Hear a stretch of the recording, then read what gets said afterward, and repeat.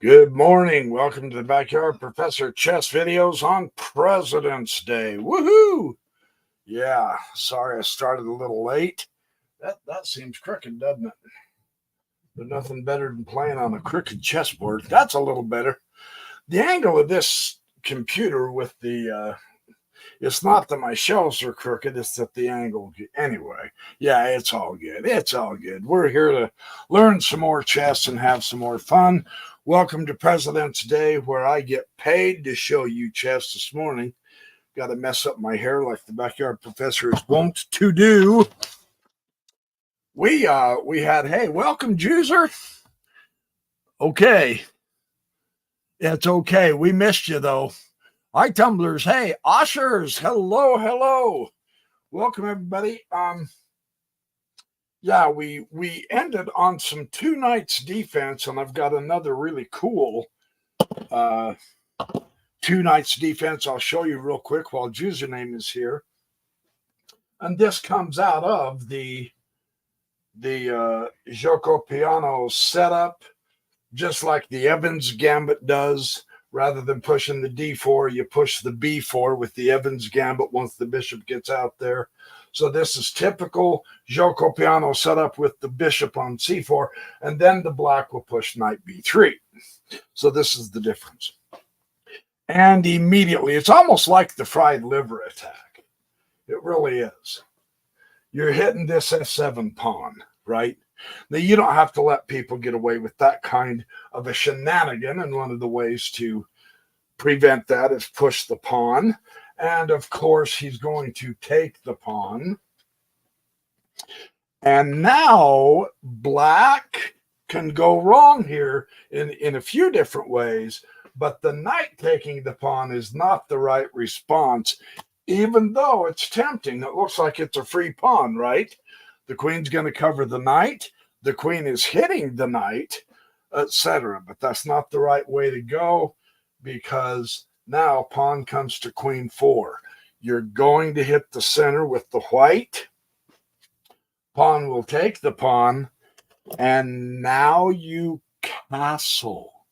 Now, this is really interesting because you watch how this develops.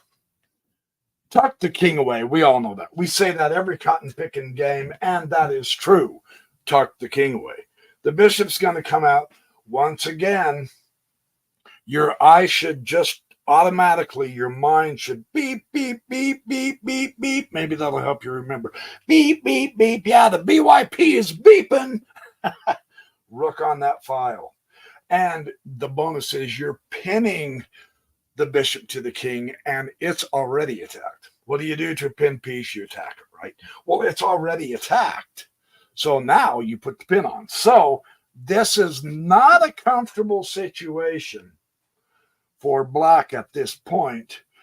And sure enough, the knight's going to go ahead and take the bishop pawn anyway. That insolent knight took the pawn.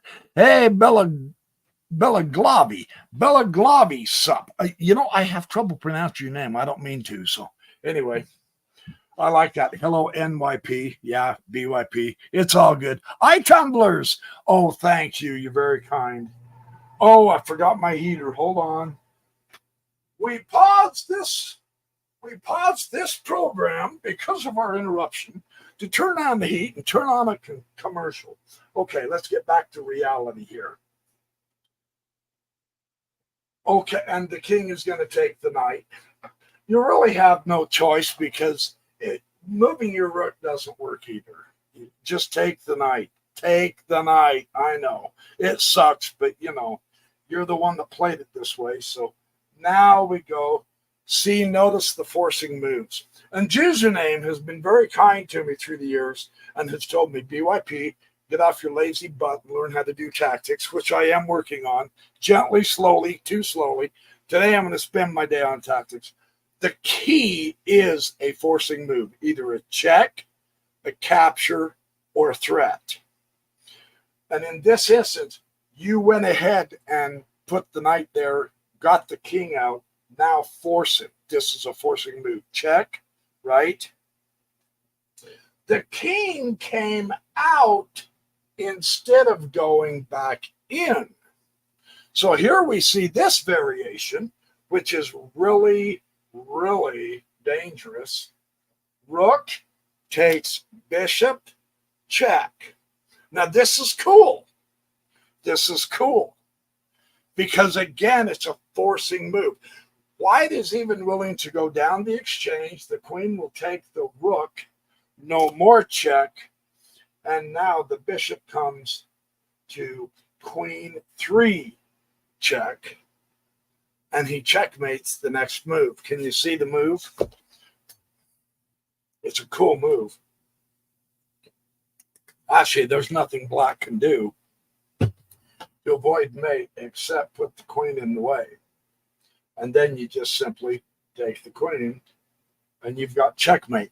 Isn't it remarkable that because you've opened up with your central pawns that you haven't developed the bishop yet, and yet he is doing such a fantastic job cutting off the king, and then we've got this one, and then we've got this one. So that's kind of a fun little 2 knights defense trap that you can keep in mind. Most people recognize the cool thing about studying the 2 knights defense traps is most people will recognize the importance of putting your knights out, developing your knights speedily. And in fact, a lot of the common wisdom says if you can at all help it, you need to develop your knights before you develop your bishops.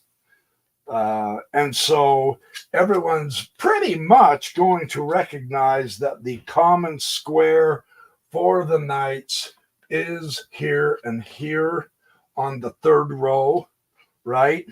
So people are going to play that often. They should. It's necessary. It really is necessary. And so there's a lot of interesting traps depending on what opening you do that involve the knights. And this 2 knight defense is one of the cooler, let me see which page am I on, one of the cooler ones to work with. So let's look at another one. Pawn, king 4. Sorry for the old nomenclature. It's an old book. Pawn, king 4, knight, king, bishop 3, and knight, queen, bishop 3. And the typical gioco piano move, and they're going to respond by defending with 2 of the knights. And that just seems to be like a trigger for some of these traps. They say don't play for traps, right? I don't know about moving this piece a second time. It does have some advantages, but you leave yourself so undeveloped. You spend so much time trying to be trappy that you don't really get a solid game if your opponent knows the opening. And I looked it up in several of my chess books. The Petrov opening is not overly popular. It wasn't used a lot back then. It's called the Russian game. It wasn't used a lot back then, and it's not used a lot today. So maybe that's why we don't see it. And then again, the mistake is the knight taking the pawn, just like the last time, except now we're going to see something a little different. The pawn is not supposed to take the pawn. Exact same setup up to a point to where bishop comes to king 3. Rook, king 1. This is the exact same game, it looks like, except bishop is going to come back here to king 2. So here's the difference to the previous game. Everybody's still here with me? Hey, Ronan the Troll Slayer. Woohoo! We're slaying trolls. We're slaying chess trolls today. Welcome. The bishop bumps back to... No. I apologize. I'm all goofed up. The bishop bumps back. The bishop bumps up to bishop king 2. Sorry about that. And now, because he's blocking, he doesn't want his bishop pinned. So he's going to bring his other bishop in, and black will go down the exchange again. Kablam. He'll take the bishop with the rook, and the pawn will take the rook. and the knight will take the pawn, hitting the queen. And the queen will bump up and say, ha ha, you didn't get me. And now the bishop will take the knight. So that white has won 2 pieces for a rook. That's the theme of this one. 2 pieces for rook. If I learned this from Nelson Lopez, the national master, famous YouTuber. He's got a huge group, and deservedly so. He said whenever you get a chance, and there's a lot of tactics involving bishops with knights and rooks, if you ever get a chance to trade off a rook for a bishop and a knight, do it. That's a good trade. And I know you go, hey, wait a minute, I really like my rooks, right? But do it anyway, because it's a good trade for you. In the early middle game, let me remember how he said that.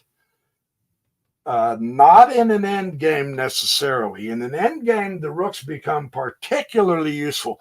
But if you're in an opening, or you're in the smack dab in the hot, heavy, tactical themed middle game, and you need a knight removed, but it's guarded by a bishop, and the only piece you have is a rook to take it with the rook.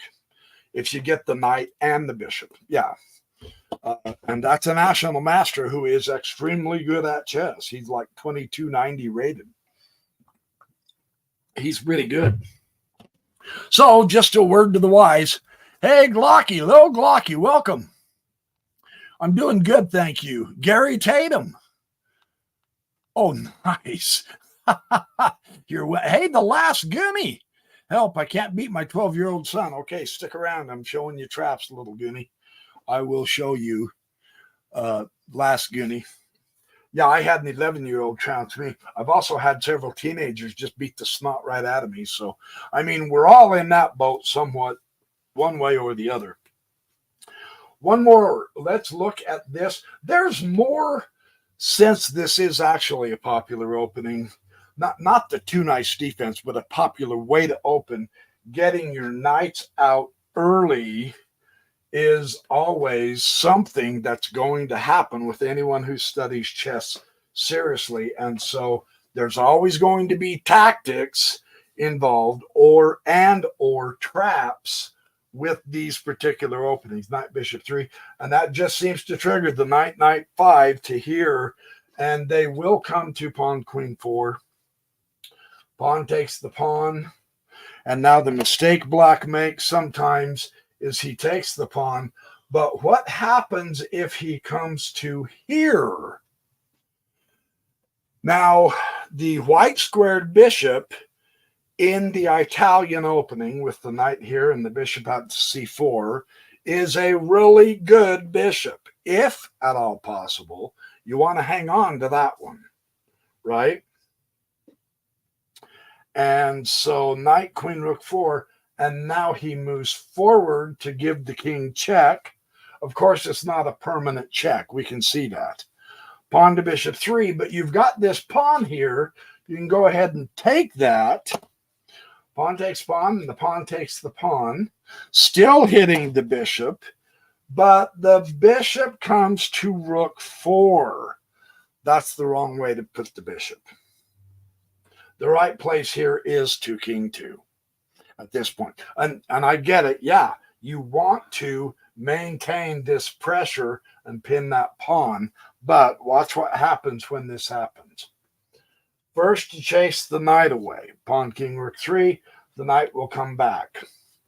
So that was an excursion that didn't do a lot of good. Pawn moves forward to e4, hitting the knight. Hey, Gary Tatum. And the knight is going to now come to e5. The queen, interestingly, straight up the gut to d4. Now, that's a good centralized queen.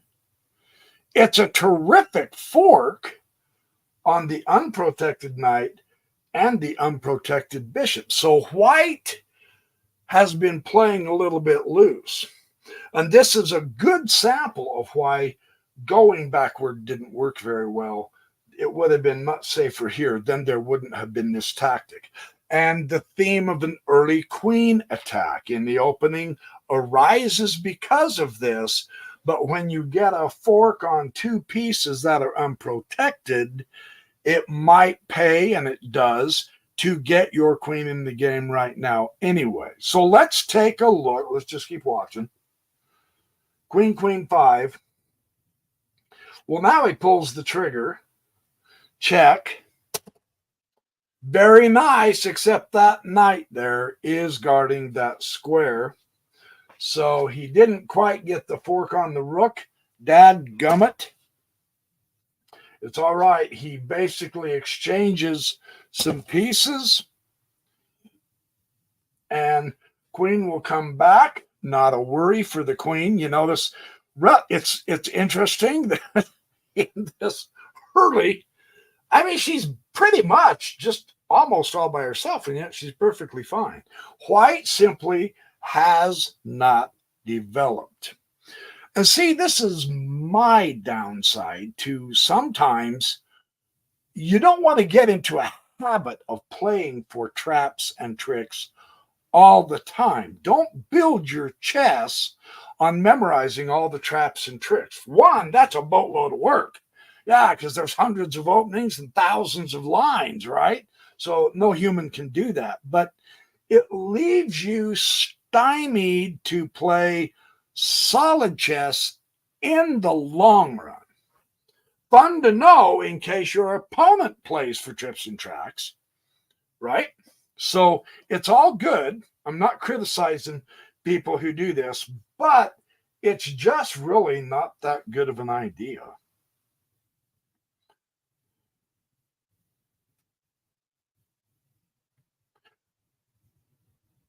And now the white knight takes the pawn. You've got to be kidding. That can't be right. That's the only pawn the knight can take, right? Knight takes bishop, knight takes knight, queen, queen, 4. Knight takes pawn. Okay. Bishop, king, knight, 5. He's going to go ahead and go on the attack. He doesn't bother to take the knight. I don't know why. I don't get it. That move really seriously doesn't make any sense to me whatsoever. But that's what the text says. So it's much better to focus. Maybe he's trying to distract the rook. Who knows? It's much better to focus on the attack. And now you've got to pay attention. But because the black pawn is pushed forward, this works. This is not a sneak attack. This works. Black takes the pawn. He's going to hurry up and castle. Hopefully that's going to help him. But it doesn't, because now bishop develops with tempo. Notice the pieces surrounding the white king, and they're long distant pieces plus that knight. You got the queen, you got both bishops. White is in deep trouble. King, rook, 1.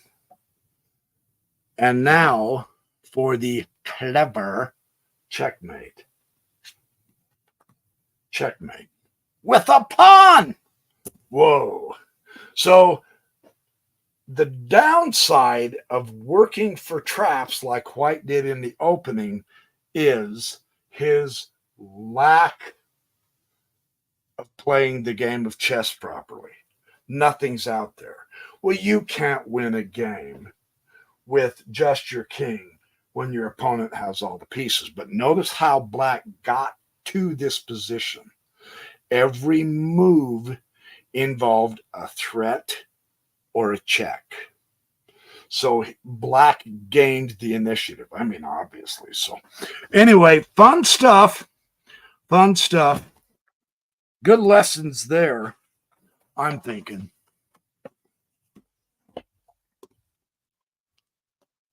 Okay, good. Thank you. Yeah, technically he's right. The knight had no squares left, so that was all he could do. Okay, let us show some more fun. And there's quite a few of these in the two nights. In the two nights defense. Again, simply because you really do need to develop your knights really good and really speedily in the opening. Otherwise, you're not going to be able to play good chess. So this is how we do this. Let's take a look at some more two knights defense here.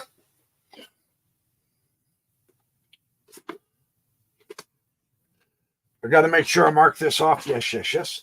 Okay, so this one, and notice it can go either way. All of these traps and stuff are never for just one side or the other. You always have options. That's why it's important to play both sides and to see where we go wrong as white, where we go wrong as black, how we can correct this if it's possible to correct it. And this is why over time we want to learn the theory, the two knights defense, rather than pulling the bishop out. We want to learn the theory for both sides. He is going to simply support the center pawn this time. See, in the Joko, we as we saw in those Joko piano videos yesterday, sometimes he'll push the c3 and then bump to d4 to attack the center and ignore this pawn, so the knight takes the pawn. In the two knights defense, in this particular arrangement, it's perfectly valid. You're fine. You don't have to play the hardcore aggressive attack the center every time.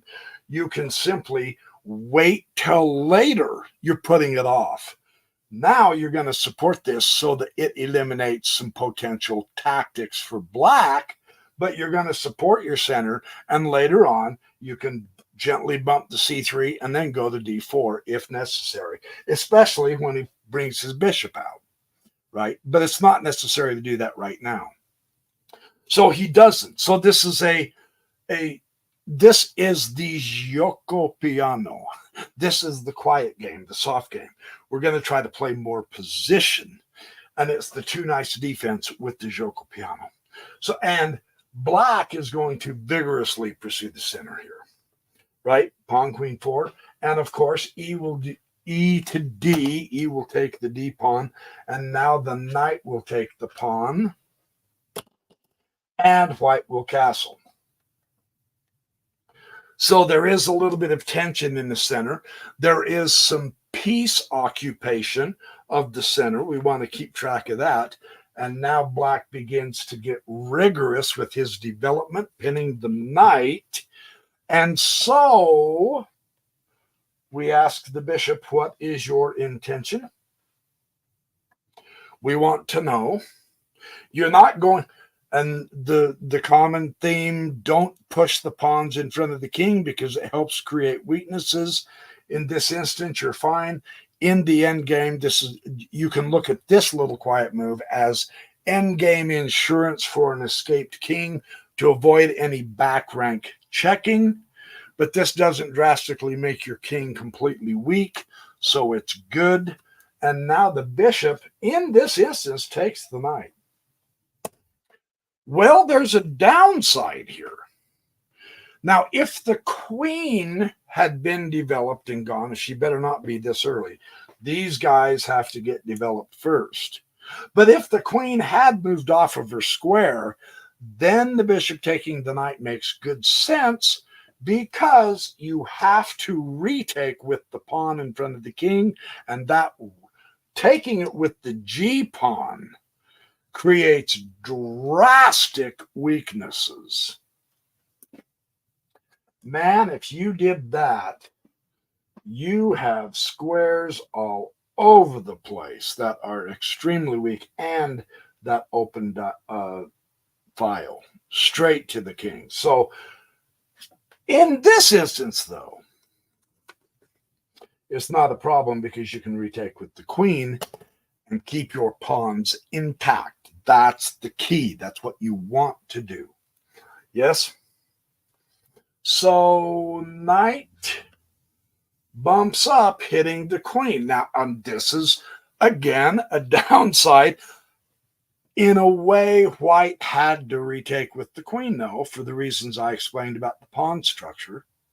So again, we see the example. The queen out early becomes a target, and you're justified in pursuing that target. The knight is in the territory of white now.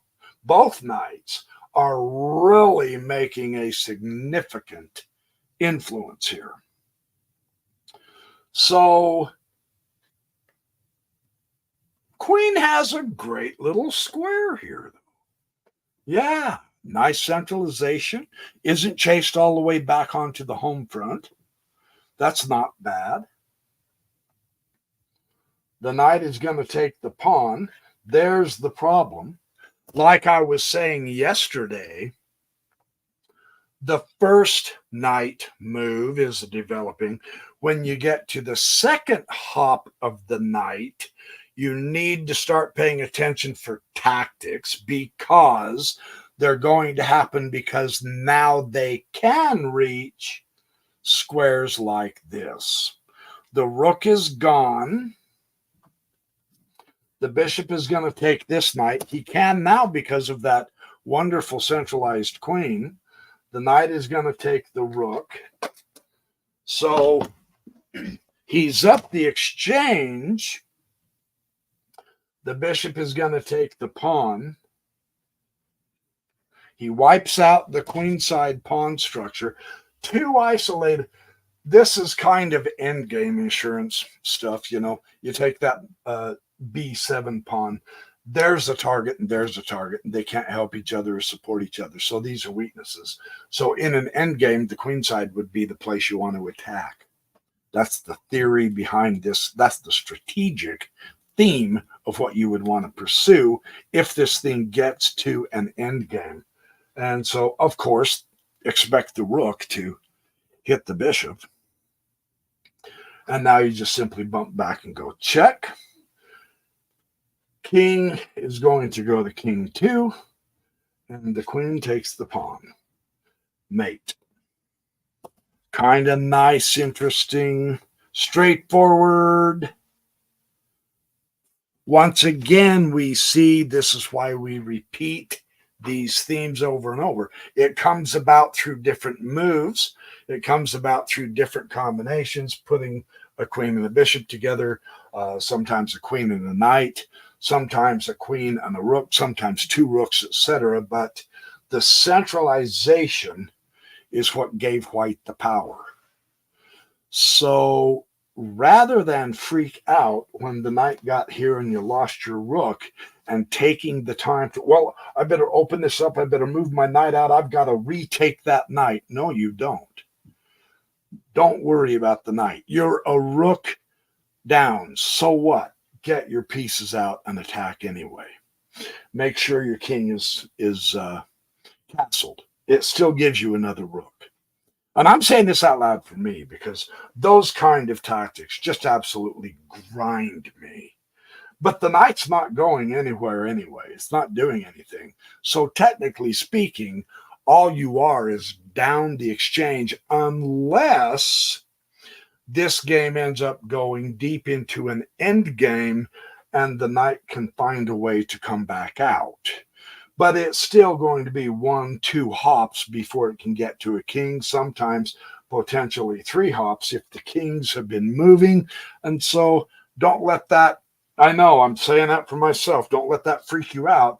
Just keep pressing checks, captures, and threats. Keep the pressure on your opponent would be the ideal way to handle that. Mentality. Yes. I got to learn to accept that mentality. I do too. I really do too. It's a tough one. It really is. By the way, welcome to all my new viewers, my new subscribers. I'm getting hundreds of them. I appreciate all your patronage and support and coming and joining us and having some fun learning chess with us. This is always a joy for me. So welcome everybody who's new. We are having fun. We are potentially, it's all potential. but we are potentially becoming better at chess. And that's what we want. We may as well have a little fun doing it. And of course, all of us fall for this. I get it. And it's good. We all like the quick traps, the tricky moves, the clever, uh, tactics, etc. And so you got to learn them because there are. Now, this is interesting because Nelson Lopez talks about this a lot. And actually, so does Grandmaster Igor Smirnov. There are hundreds and hundreds of thousands of players who play for chess traps out there. They don't really have they'll only study openings in order to either trap a queen or to do a quick, the famous,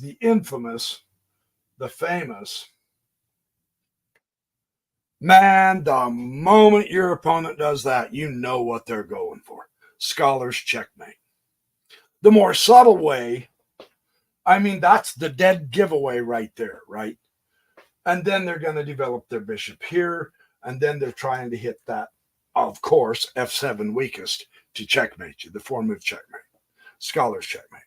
Well, there's thousands of people who continue to try to do this because they don't know enough about chess. So it pays for us to at least understand some of the tricky traps in case you just absentmindedly push a pawn when you shouldn't, or absentmindedly put your knight on the wrong square or take the wrong piece, etc. So, and this is why we want to learn these traps, but it is fun. It's exciting. It's a great part of chess. I am not kidding. These are flippin' fun. I love this. Hey, Sudip Bashar, yes. Oh, you're very kind. Thank you. And Lambo Doors No Teth. What's up, Teach? We are just playing with chess traps and tricks. That's what's a Ponziani opening. We have a couple of Ponziani openings. Let's take a look at this. Pawn, king 4, pawn, king 4. Knight to king, bishop 3. Knight to queen, bishop 3. Sorry for the old nomenclature. It's an old book. I should call it out loud. C3 and D5. So pressure in the center. This is the Ponziani opening. See, for all intents and purposes, look at this. No sooner than I tell you to quit doing the queen out early than we see another example of this. So this is going to be instructive because the king is the strongest piece. There's no question about that. But that is why she should be the last one you develop, because her strength makes her vulnerable in the opening. Everybody wants to dance with the queen, and so they come and try to get her. And she's got to move and fret away, and you lose tempo every time you're attacked, and your opponent gets to develop. Let's take a look. This is really interesting. Black will take the pawn and hitting the knight. So the knight has a pawn that it can take. And the queen comes to queen 4. Knight can't take the knight because the queen is pinning it to the king, remember? So this is an early development, early opening with both queens getting out here kicking rump. Let's see how they handle this. Woohoo! This could be tough, right? Bishop, knight 5. Okay, now we're getting some pressure on that c6, right? With the knight, the pawn, the queen, and the queen, the bishop, and the knight, this is getting tense. Very tense. Okay, so bishop, knight 5, and the knight is going to, well, not that knight. The knight is going to come to king 2, a logical development because it does support the knight that is pinned. That makes good sense. Here, We can see the difference. And that's actually the more natural square for a knight. It's not an imperative law that you always put it there. Heavens no. But in this instance, it would be weaker because the knight is under incredible pressure. So help your buddy out. Come on, don't be stingy. Put it on there, right? Knight, king 2, and now gonna support the knight in case the queen has any ideas on taking it. We're gonna bring another piece out, and now all bets are off. This is how to, one way, you've got a couple of different options. But when the bishop comes out, the pin is over. Now it's not pinned, right? Now the knight can move. If the knight, for instance, now the knight is attacking that knight. That's why white putting that pawn up was a good thing. But now it is under attack, and it will be the bishop that is pinned if this knight moves. See how that works? This is where tactics start rising really, really powerfully. The white knight will instead take the bishop. Interesting move. And that makes it so the king can't castle. Now, this is interesting because the white knight had options. He even had options here to make the king come out and move. But the king takes, so now the king can't castle. And he's stuck in the middle. And it's interesting how both of the queens are out and they are powerful and fighting. And so there's a lot of oomph here that you got to be careful with, right? Hey, Gartmorn. Oh, Scotland. Good to see you from Scotland. Welcome. So now it's getting tense. King takes the knight. Knight comes to rook 3. He can't come to here or here. It's better to put the knight on the rim temporarily to get him out into the field than just leave him home, however, because you also need to get that rook in play.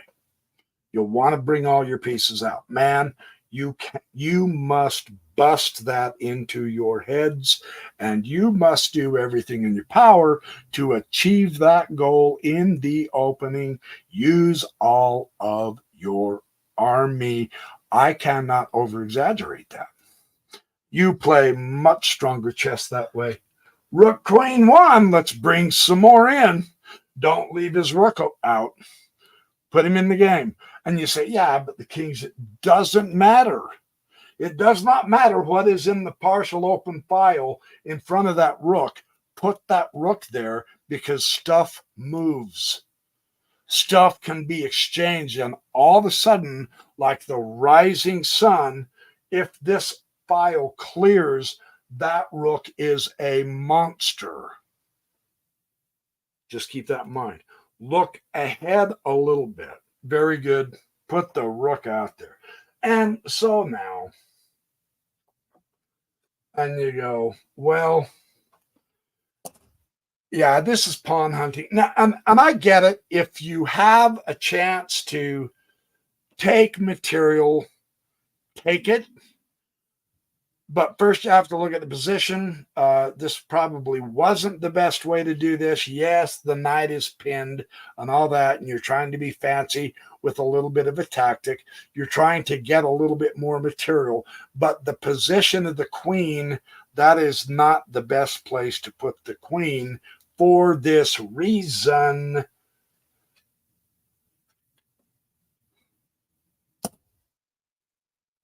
And you go, wait. Something's wrong. That bishop is not hanging.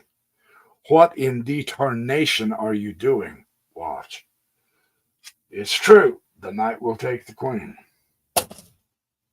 And it's true. Now the knight will take the queen. So it was an exchange.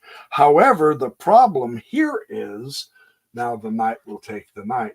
Look how misplaced that knight is. And that will be a significant factor if he doesn't correct that pretty quick. But in the meantime, he has played so many moves that he has to do other stuff first because he's got a pawn here to deal with, and now the rook comes here. Bishop to king 3. He's going to protect the knight. The knight to queen 4. He's going to hit the bishop that is protecting the knight that is being attacked by the rook. You see how this builds step by step by step. You see things that are beginning to happen. It becomes more entailed, more detailed, complex, etc. So bishop goes to knight 1. Now, this is one of the advantages of the bishops. This will be a good illustration. I'm going to go ahead and expound in just a brief moment. You don't lose any of the power if you move the bishop back. You don't lose any of the protection ability of the bishop, whether it's here or here or here or here or here or here. That knight is still covered. In other words, you don't lose a tempo by moving the bishop. Now, if it was a knight, you would lose that tempo. You would lose that ability. That knight can hit that pawn from that square. But if it's forced to move, it loses the ability to hit that pawn, right? Not so with the bishop. The bishop retains its ability to either attack a piece or protect a piece, even when it moves. That's a really important distinction to grasp because that plays a part in this game. And now here we go, pawn king 6. And watch out, we are in trouble. So hit the knight because the knight's protecting the pawn. You got to stop that pawn, right? So hit the knight, pawn bishop 4, support the center, good stuff. Knight, knight 5 coming out. King is going to have to move to queen 1 to get out of the way. And the rook takes the knight. At this point, because the bishops and everything had been moved out, black wins the piece. That's the point. Now, the interesting thing here is 1, 2, 3, 4, 1, 2, 3 pieces, and only the bishop is active. White is so far behind, he still has to take at least 3 more moves to activate the rest of his army, and he already has a passed pawn. Black already has the rook here. He can easily get up here and come over here. Rooks belong behind passed pawns in just 2 moves. It's going to take 3 moves for white to get fully developed. So black has the better game. That's really significant because going into an endgame, and let's look at the pawn situation too. The isolated passed pawn can easily be protected, but you've got 4 pieces to 2, so white's got the pawn advantage in the endgame, but he's down a piece, and you got 3 pieces and 3 pieces. So it looks good for black in this case. Fun stuff. Just good to know. So that's one of the Ponziani. Let's do another one. Yeah, I've got a few Ponziani that I'll show you. Really kind of cool stuff. Ponziani can work really well. It can get very trappy. Nelson Lopez has an entire video where he shows 5 or 6 different variations with the Ponziani. It's worth watching. He's a good guy. I like him very much. I learn a lot from him. He's always so calm in his demeanor, and he plays like a cotton-picking champion. He is just incredible, powerful chess player. He's been playing for decades, so that's why he is so good. That makes sense, right? Yes, sir. Yes, sir. 3 bags full. Okay, so let's get set back up, and let's see another Ponziani. Okay, with this particular game, any of you asking any hardcore question? Oh, hi, Lori Wilcox. How are you? Welcome. Oh, and Bear Bait. Thank you for showing up. Good to see all of you. Looks like we're having fun. We should be. We're going to be. Knight, king, bishop 3, knight, queen, bishop 3. And now here's the pawn's on the opening. And this is just basically, see, you're already declaring your intention to push the d4 pawn early, right? Because this same move, you're just doing a different move order than in the Italian game, the gioco piano. Normally, if you wanted to play the gioco and declare it, you would put the bishop up there, and then the next couple of preparatory moves, if you're looking for an energetic game, then you will push this pawn, and then that gives you the oomph to go to d4. So that's the tip. That's one line of the Italian game. So you're just basically taking it out of a different step order to play the Ponziani. So a lot of your tactics and strategies that we learned in the gioco piano will apply here also. So this is kind of fun to recognize. And they'll push the queen 4. They're going to fight you for the center if they know what they're doing. And once again, queen immediately comes out to rook 4, pinning that knight. This is really an interesting. Same thing as the last time. Pawn takes pawn. And now the knight will take the pawn. Absolutely. And now the queen to queen 4. We saw this last time. So it's very interesting in this particular variation. Once again, going against the chess convention, don't develop your queens too early because they can be vulnerable because they're the most powerful piece. The queen on the side is serving a function of pinning the knight to the king. That's an absolute pin. That knight cannot move unless the bishop blocks or unless the queen chooses to block the pin itself. So in the meantime, this queen is very wonderfully centralized, hitting the knight. So they're being useful, but they are still out early. That can be very difficult to handle. Bishop knight 5, once again, we see pressuring that knight. And once again, we see his buddy come to the e7 to support him.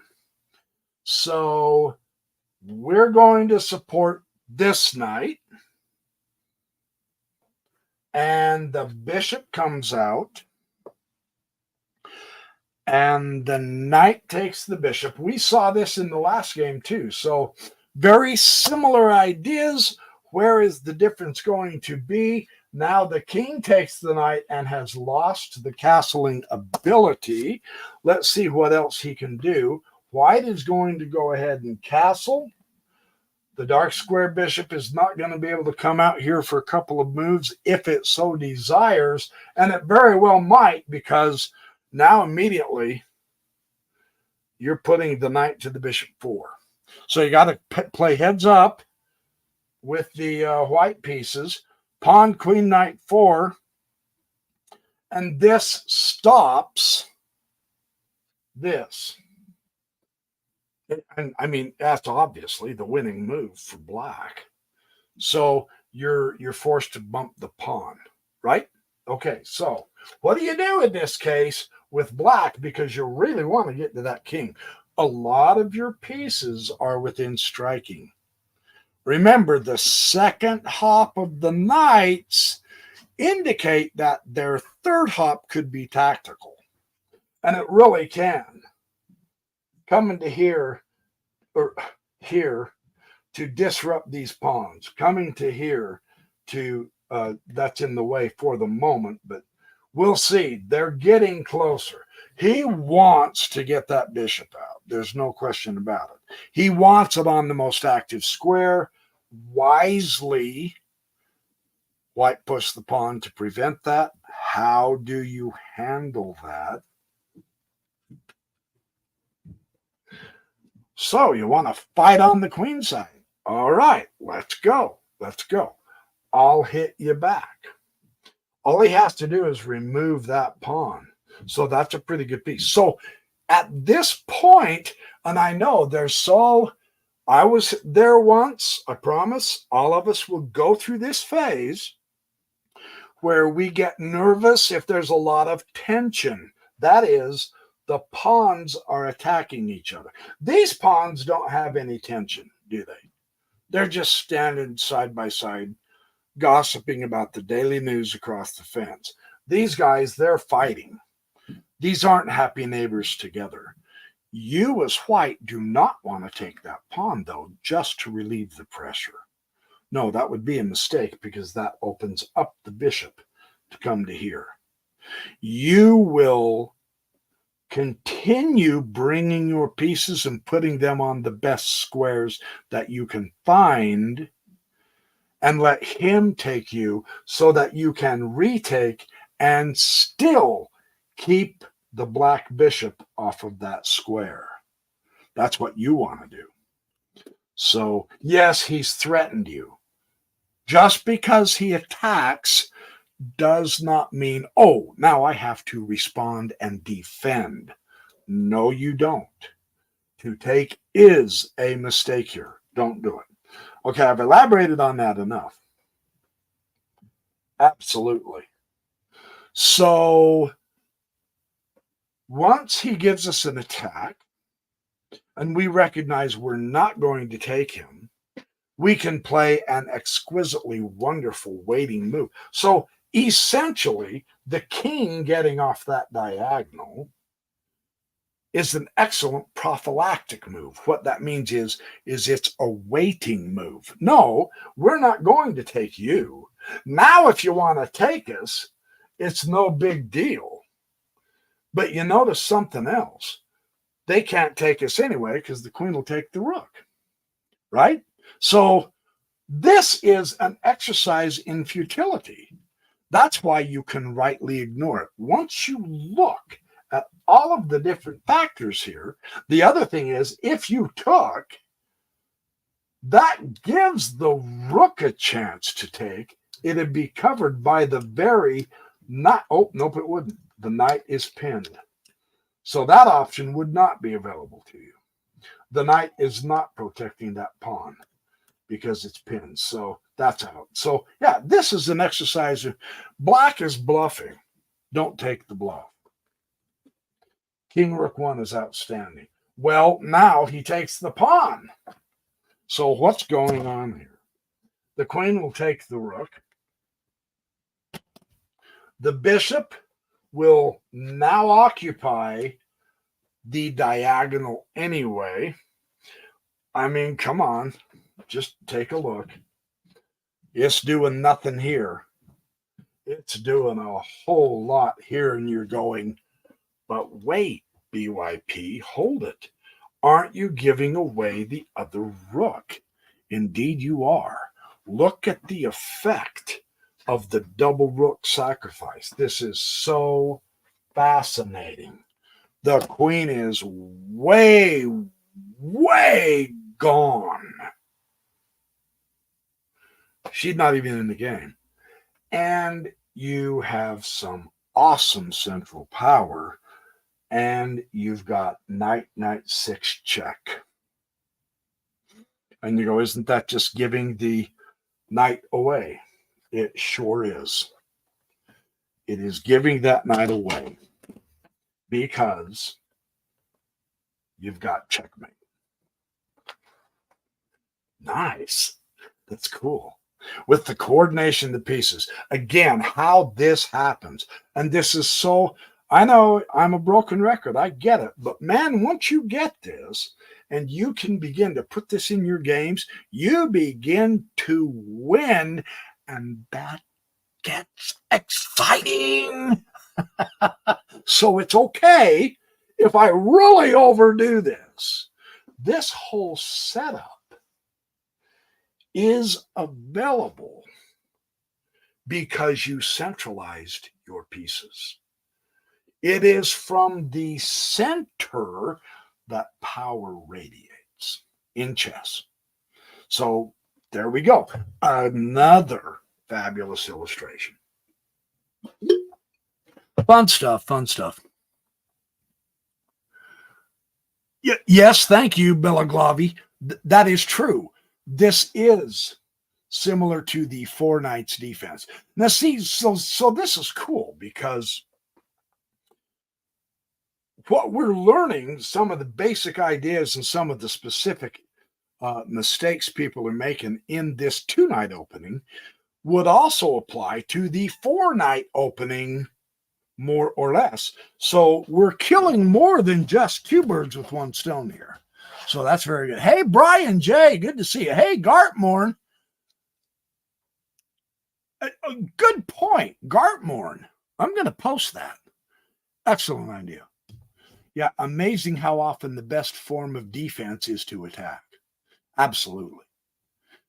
And not necessarily to attack, sometimes just to make a threat or make a forcing move like checking the king, because that throws them off balance. That throws them off kilter. They go, oh man, now he's attacking this. I've got to move this. Oh man, now he's attacking over here. I've got to, oh, I want to put my rook out, but now he's attacking my knight. I've got to move my knight. Very good point.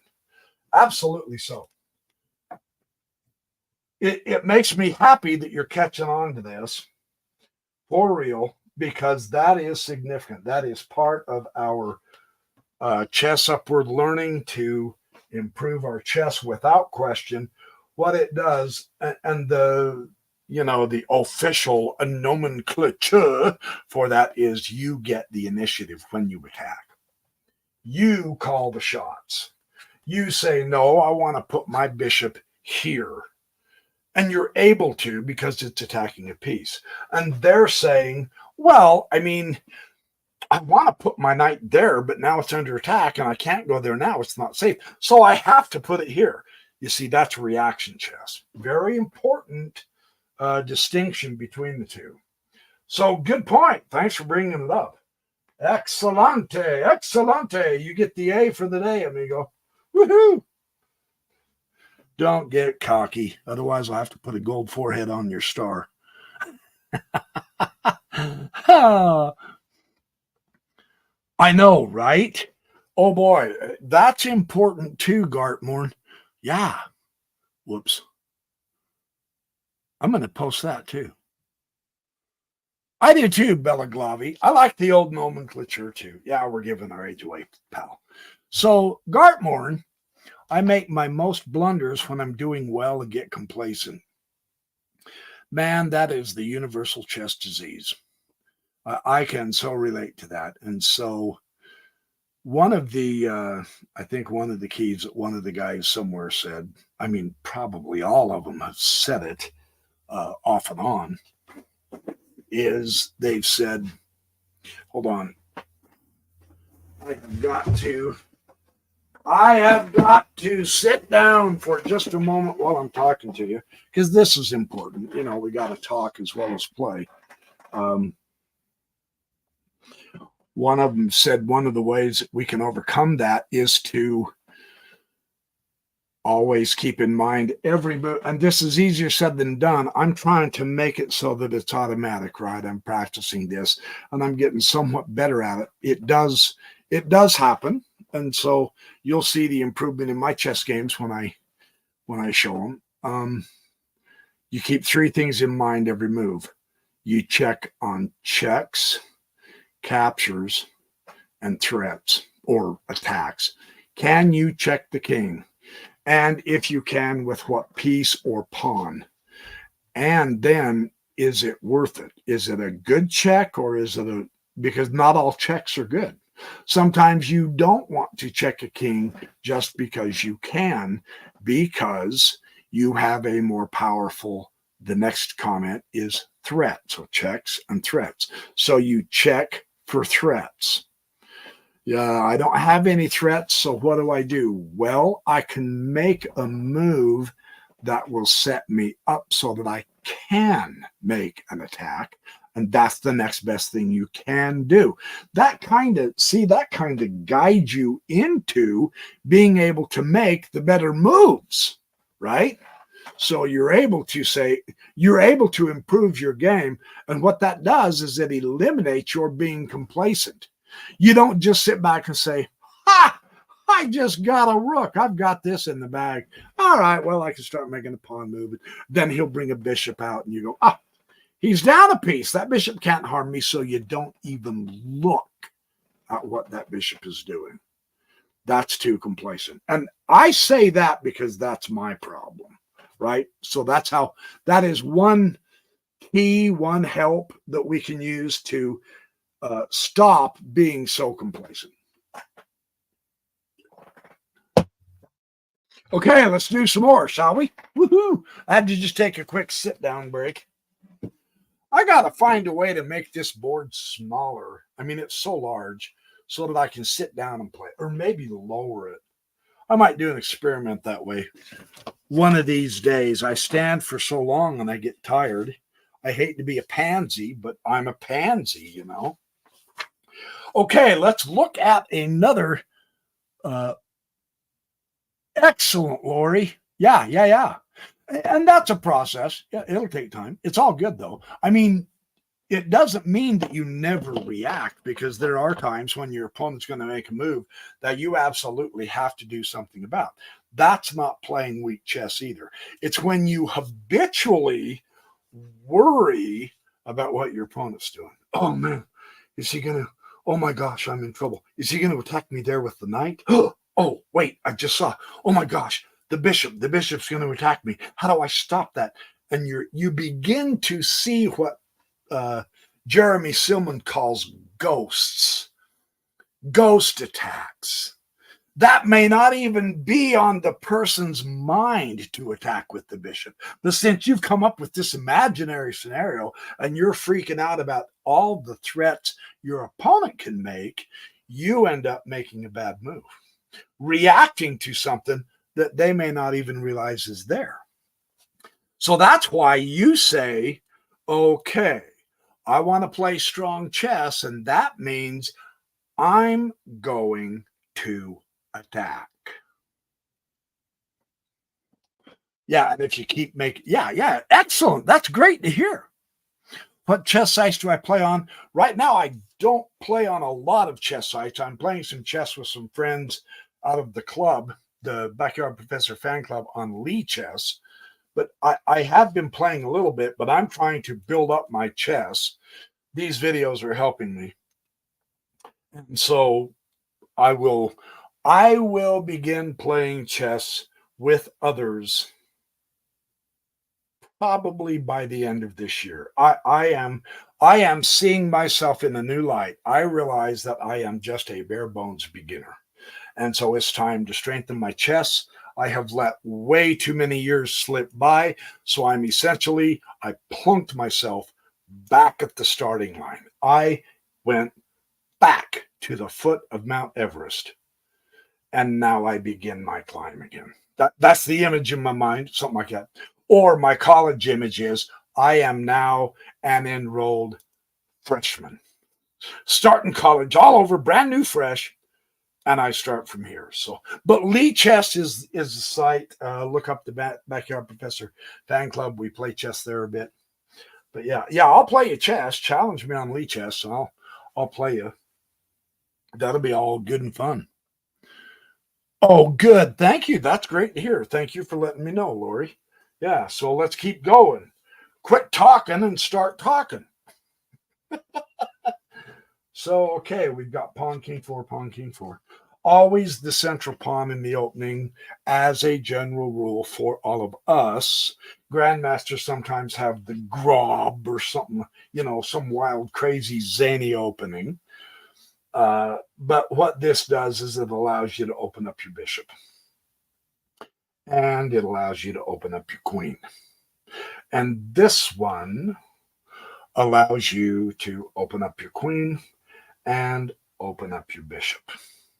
So that's why you'll see the vast majority of games opening up with the central pawns. That's why. That'll help you have a better chess game, right? Because the key is to get the pieces out. And the logic is simple. It seriously is. And when this was explained to me, I just said, wow, it's just not something I even thought about. But yeah, it's a duh moment for me. So I'm going to share my duh moment with you. The reason you want your pieces out is because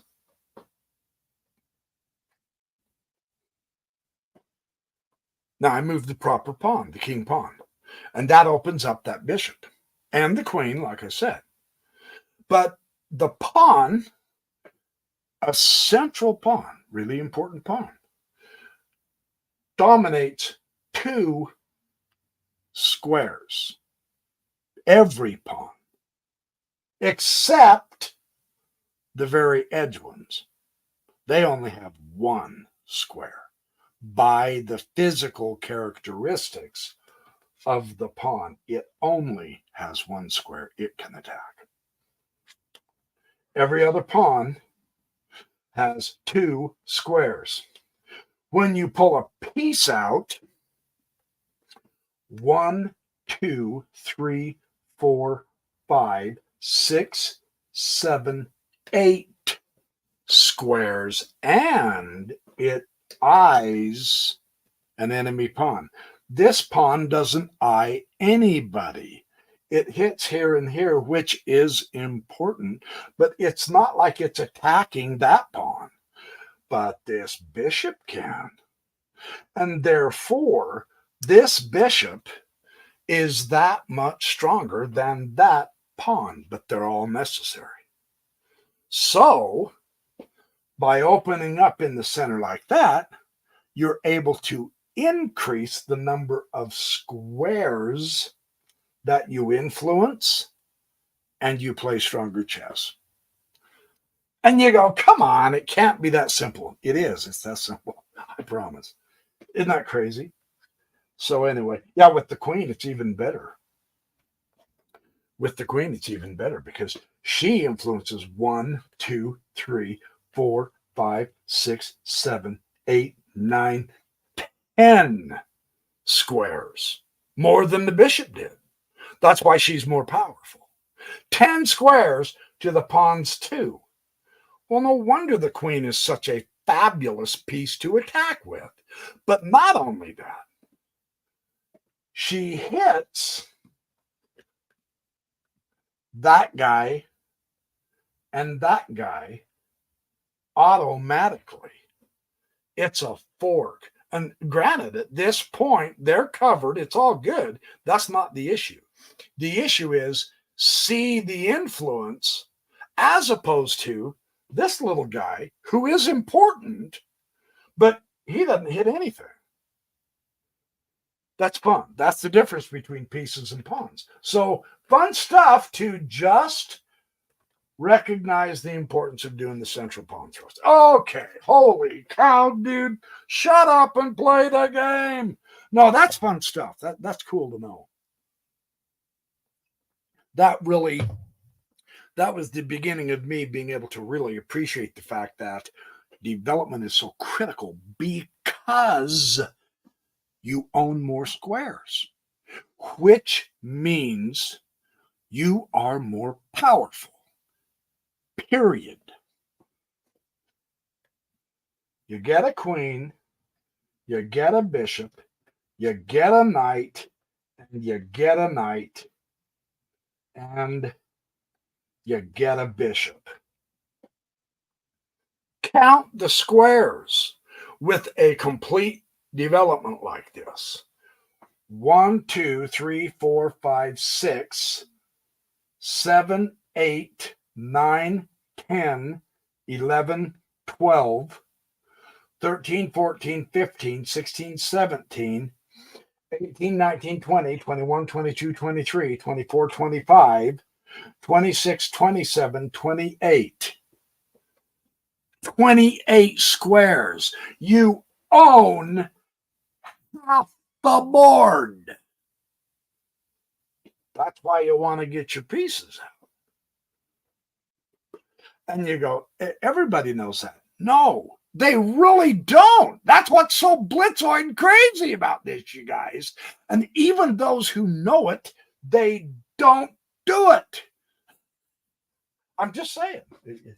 It's fun to have, fun to just keep that in mind and then do something about it in your games. Get those pieces out. And before you know it, you'll be finding different combinations, traps, ways to beat your opponent, even when they're stronger rated than you. Sometimes even the really, really, really, really strong rated players, the 2000s and above, sometimes they will get a queen out and let's say a knight out, and they will fiddle fart around with trying to put together a queen knight combination, and they will make move after move after move with just these two pieces, and they're rated 2000, and they leave their army home. I've seen it. Every now and then they'll say, oh, well, maybe I'll bring a bishop. Boring. I want to fight with my queen and knight. And they're 2000 rated. So the key to overcoming that kind of person is dominate more squares and get absolutely every one of your pieces out. So anyway, there's a quick lesson. Woohoo! Now, what was I lying about before I began lying about that? Oh, yeah. The game. Woohoo! Okay, there's your chess lesson. Okay, let's keep going. Pawn, king, 4, pawn, king, 4. And this is the Ponziani opening again. Knight, king, bishop, 3. Knight, queen, bishop, 3.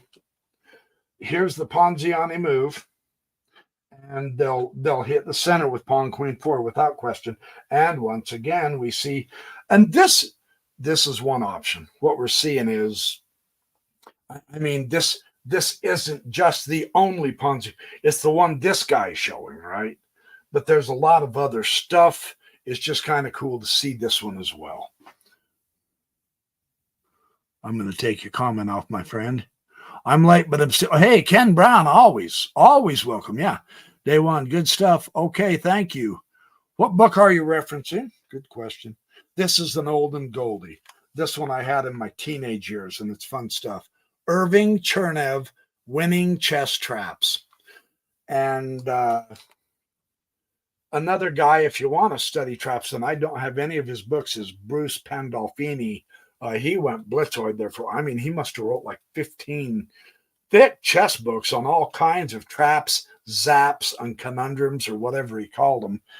And I was at that time studying Aaron Nimzovich and trying to grasp Alexander Alekhine, and they all said, don't just play for traps. Now, it's necessary to understand where you can go wrong in an opening. That is all essential. And sometimes that means we have to study the traps. But don't center your chess around just playing for traps, because if your opponent knows the trap and he refutes you, and then you don't know what to do, blam, you lose. You never rise above a certain level. So we want to get the fundamentals. We want to get the strategies as well as the tactics and just have an understanding of the traps. But they are really fun and they're necessary to learn. And every now and then you can find yourself in a position to where you realize, hey, I can win the queen, even though you weren't playing to do that. That's where these are valuable. In my opinion, that's just Backyard Professor 101. So the queen to the rook 4. And now, of course, the black pawn will take. We do expect that pretty much in all cases. And that means, see, you don't lose a pawn. You just take the pawn with the knight. And that will open up. White brought his queen out. Now this queen comes out. Good central thrust. We've seen this in every Ponziani so far. So this is one of the lines. And then if you remember, the bishop comes to knight 5, adding extra pressure to that knight, which this knight is pressuring. And so the knight is going to come to support his brother. And you are going to support the knight. And you say, well, that's one of those 3 pawns around the castled king. And if you do castle, you've moved a pawn, so you've weakened your king side. The upside of this is not only do you help maintain your central presence with the knight, but once you castle, it gives strength to have that pawn push to your rook. Because the pawn here, the rook influences nothing. You now have 2 squares you can influence. And it supports the pawn, which in turn supports the knight. So there is that side of it, right? So it's not a crisis that you have to move the F pawn at this point. And the queen is up here.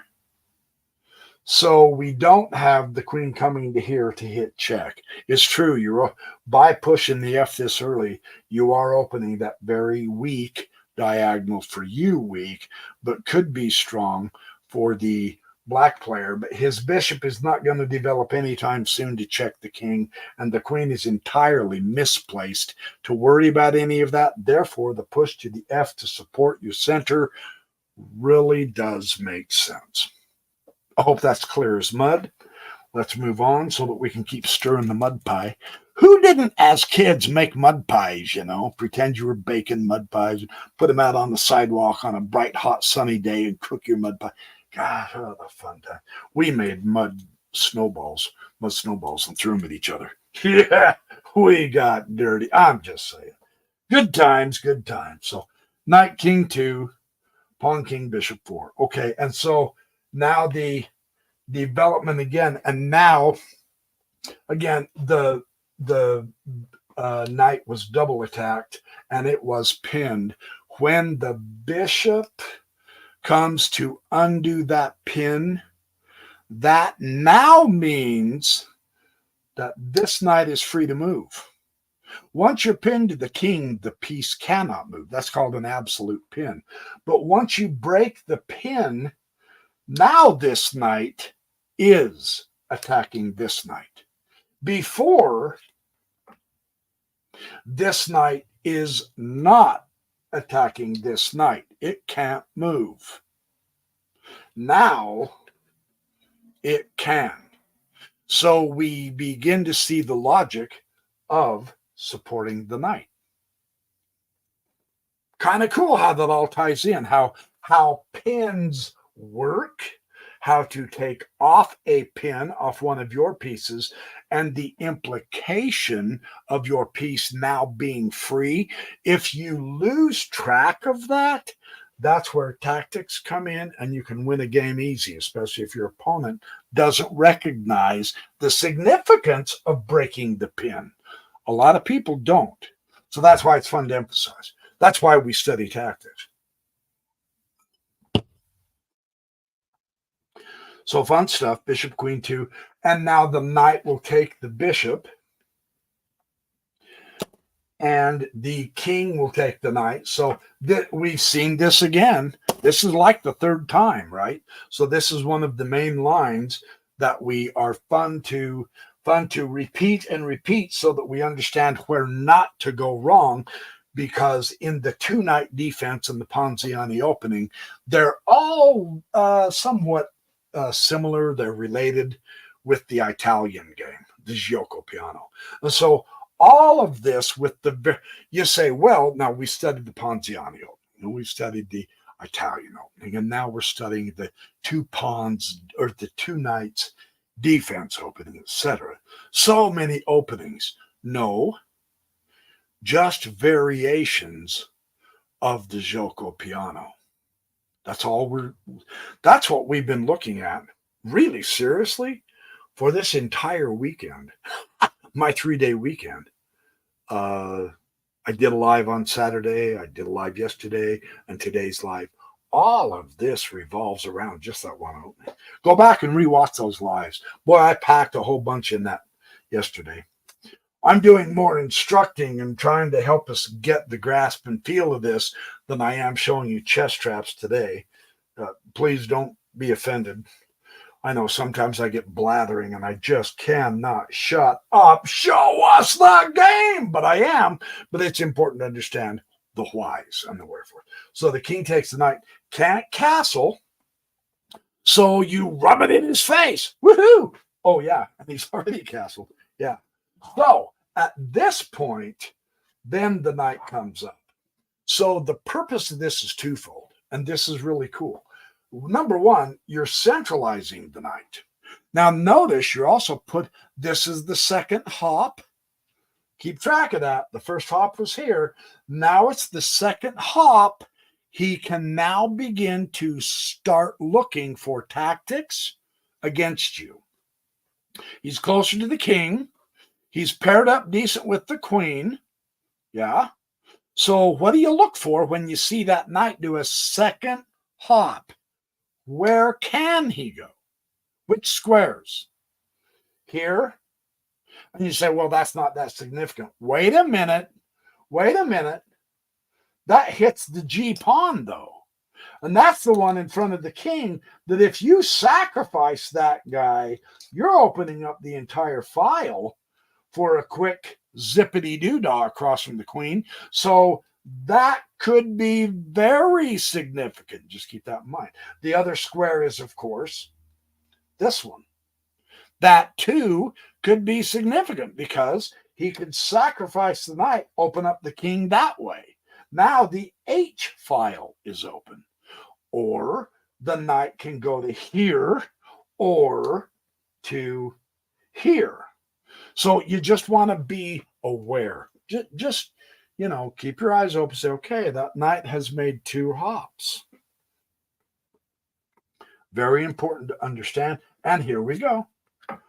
Pawn, queen, knight, 4. The other thing that moving that knight did is it opened up the bishop, the dark squared bishop. And you really do want him in the game. So, of course, he's looking for this square.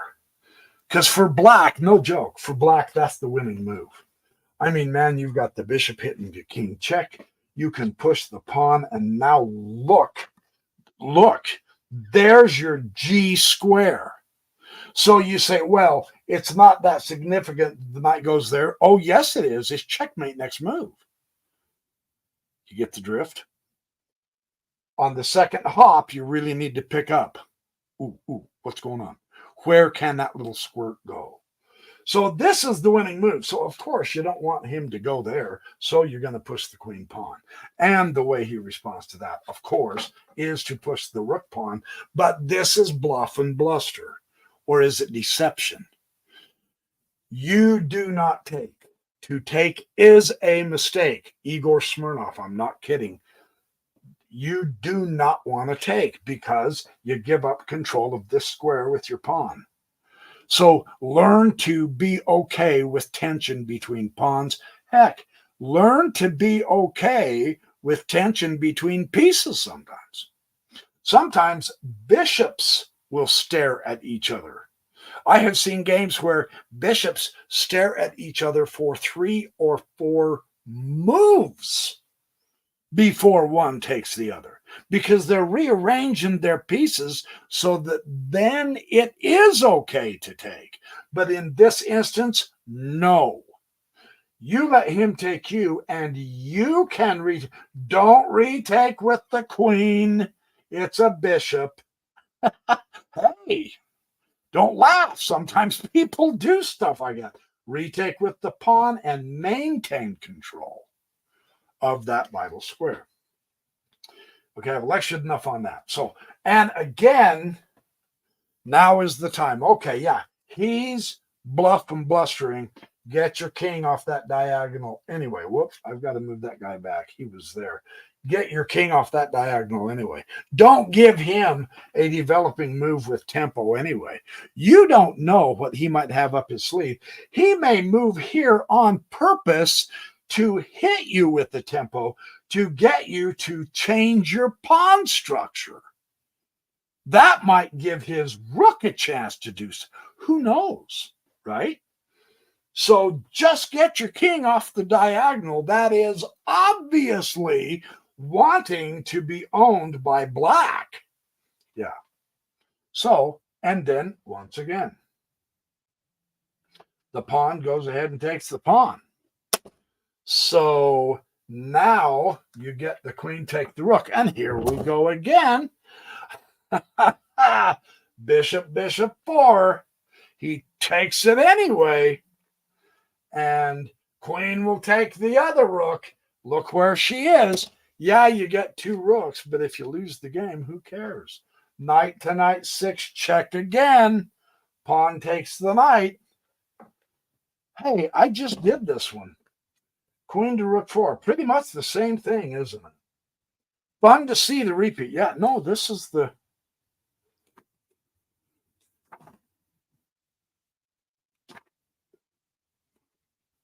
It's all good. It's good to repeat. He has this twice in this book. Printer's error. Oh, it's good. The repeat is good because we learn and understand the strategy. So no problem. You'll learn an opening by repeating it 100 times anyway, same opening in your own mind and the lines. So, I mean, the grandmasters study them for 9 hours a day, but that's not what we're supposed to do. They can get away with that because they have already put their years of study into how to play good chess with the strategy and the tactics and so on and so forth. Us, we have to keep it simple, which it's ironic somewhat because the simpler you keep your game, the stronger you play. Isn't that interesting? Seriously, that's true. You just play simple, solid moves. You develop all of your pieces. You put the pieces on the best squares you can. You don't make too many pawn moves in the opening, and you look for ways to attack, and you end up playing really decent, solid chess. That's cool. You can't beat that, right? Okay, you guys up for another one? I've been going an hour and a half. I can go a lot more because I'm getting paid to do this. Today's my day off. Although my wife does want to do some shopping here. Uh-oh, what's going on here? Oh, Steve Acosta, you are a blessing, dude. All right. That makes my day. He says my game is actually improving. I'm undefeated, at least in my last 3 games. What more do you want? Yes. So thank you, because there's another example that some of this simple stuff really does genuinely work. I mean, for real. Thank you. It's very generous of you. I do appreciate it. And Beloglavsky Sup is saying the same thing. Yeah. And it's a process. It doesn't happen overnight. I wish it did. I'm a little bit impatient, but it's all good. Let's take another one. Let's take a look at another one. So same thing. This is the Ponziani opening. We'll look at another Ponziani opening here. And there it is, the pawn to bishop 3. And there it is, the central push of the pawn and the queen to rook 4. We've seen this before. So this is one of the main lines. And this is good to see the repeat so that we can... The idea here is by repeating this, we are more comfortable playing moves that the backyard professor has jumped up and down and screamed, don't do, such as putting your queen in the game early. In this particular opening, there is a really interesting purpose to this, right? So let's see what happens. Pawn, queen 4, queen, rook 3, and now the knight. The knight comes out early. So this is a little bit different variation. So this is going to be fun to see what happens. So keeping in mind that this knight is pinned, right?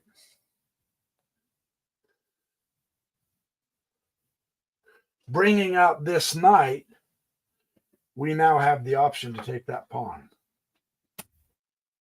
Isn't that cool how pins work? Because that knight is pinned, he really wasn't protecting that pawn. That's why we throw these bishops out to g5, or we throw the bishop out to b5. In this case, it's the queen on a4 doing the pinning. But that's why they do those long bishop moves, because it nullifies the influence of the knights in the center. So you got a pawn. Also, look at the position. That's a pretty good knight, right? Right up there, smack dab in the opponent's territory, in the center. That's cool stuff. Well, your opponent's not going to let you get away with it. So bringing the bishop out with tempo, hitting the knight, what are you going to do? What are you going to do? In this instance, one of the keys to a successful tactic is when you pin a piece, then you attack it, of course, because it can't, especially on an absolute pin. Now, if that had been the queen, the knight wouldn't have had to stay there. It could move, realizing, of course, that the queen's going to be taken. So if it was a bishop here and that was a queen, you really aren't going to move that knight because the bishop doesn't have the value of a queen. Does that make sense? Right? So the power of a pin is simply this. You take the knight because that's the piece that's pinned. Nice. So, of course, the pawn is going to take the knight. And look at this. Look at this. Pawn, king, 5, pawn, fork. Nice. You also should have seen queen could take this and fork the rook and king. Now, of course, if you do this, your opponent will block it there, and so the queen protects the rook. But that would have given you a pawn. You've obliterated and shattered the queen side, so that means through the rest of the game, the advantage of doing this is that gives you your game plan for the rest of the game, attack on the queen side, because that's where the weaknesses are. That makes sense? Okay, so I just wanted to make sure that made sense.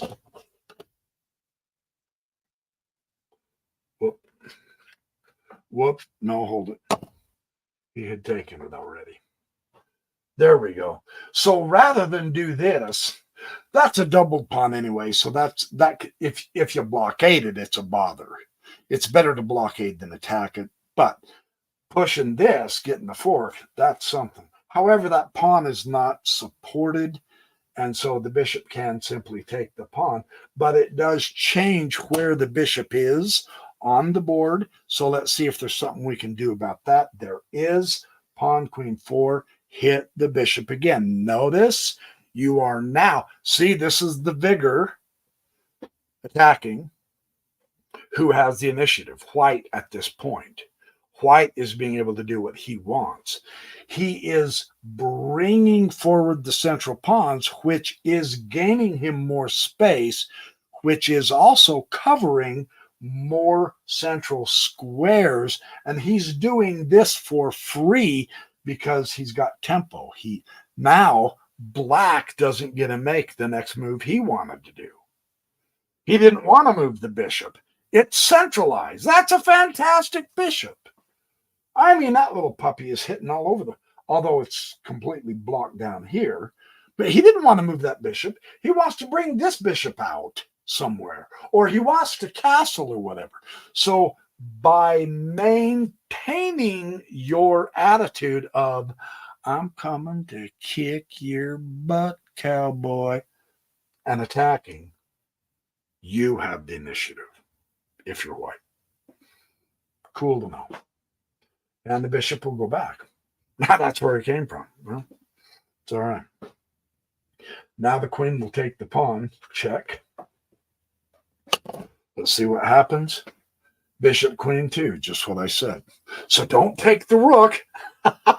Don't take the rook. Unless, of course, you want to go down the exchange for no reason, right? But you can go here.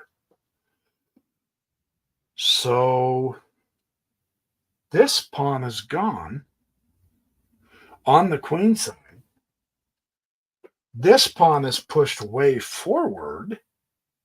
So this is the backward pawn. That's a weakness. This is an isolated pawn. That's weak. This square, this square, this square is weak. The only strong square is here, and you can avoid it. Notice, stay here. Okay, you're attacked. Actually, you have no choice. That's the only place you can go, thanks to that sweet bishop. I was going to say go back, but that pawn stops you there. So, but you do want to stay toward in the opponent's territory if you can. Don't passively retreat for no reason. Keep the pieces closer to your opponent so that you can continue keeping attacking. That's the key. So anyway, yeah, he's got no choice here. Queen rook 6, and sure enough, now he's going to castle. Absolutely. Castle because it brings that rook together. Now all you have to do is black to continue to complete your development. Get the queen out and put the rooks in the center, combined, connected. And that'll be a great setup for you. White has to get hustling. You notice the downside of the white in this trappy type thinking. While he's been willy-nilly moving his queen, he has a lot of undeveloped pieces. That's dangerous. Let me show you what I mean.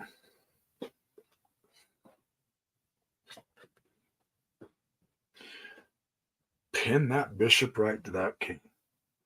Nice. Grab the file. Look who has the file. Black. Look who has the development. Black.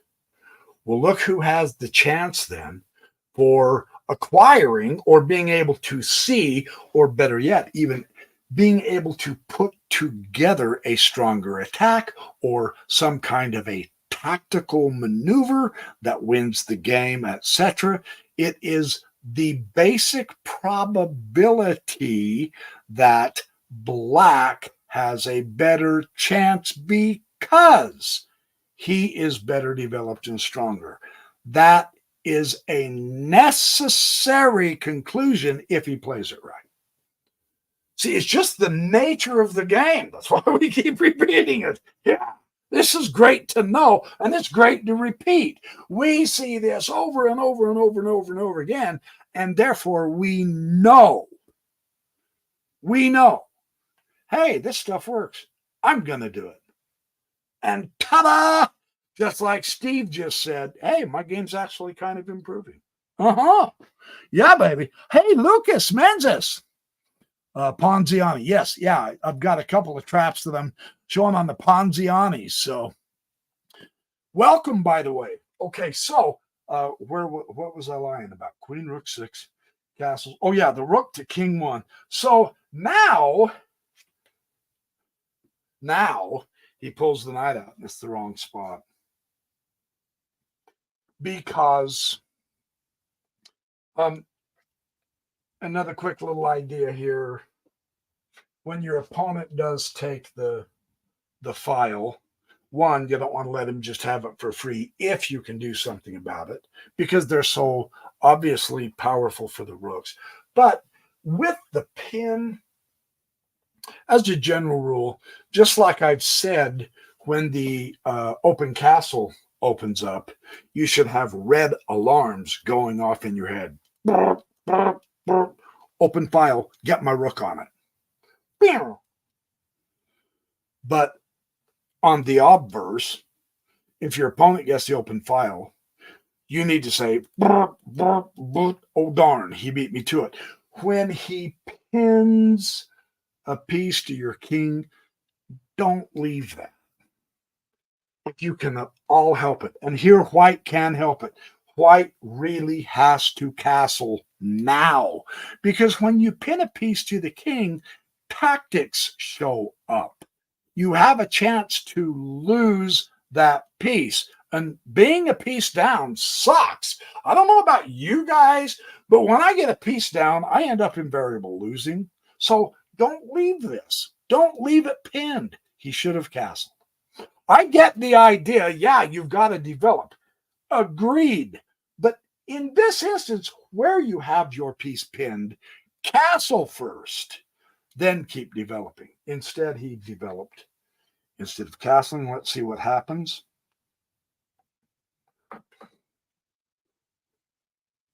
Grab the other partial open file with the rook. Now look at this. Black is doing it correctly, man. And you say, all right, yeah, he's got a target, but it's so supported that that's a waste of time. Never, ever, ever think that. Here's why. You don't have to use the open file only to hit the pawn. You can use the partial open file partially to carry on some really good attacking measures. That's why you want the rook there. Okay, that should convince you. If that doesn't convince you, you're asleep and you need to rewatch this video. This is a wonderful move. So pawn, queen, rook 4, and queen, king 2. So let this be a lesson. Seriously, you guys. He pushed the pawn again, ignoring the pin. Dude or girl, ma'am, if this is a female playing, you have to castle, because now he's put together a battery, one of the deadliest weapons. Hey, in your own games, if you can ever put together a queen and a rook, oh, it is so much fun. Oh, I mean, seriously. But now you're in trouble if you don't get that stupid king out of there. Now the fun and games are over. Someone's going to get hurt. This is serious. Fun and games. Oh, and what is...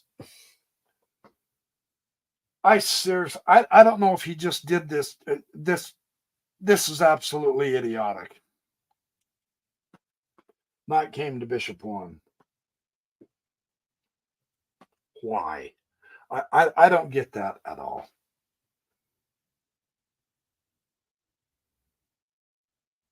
I seriously don't get that.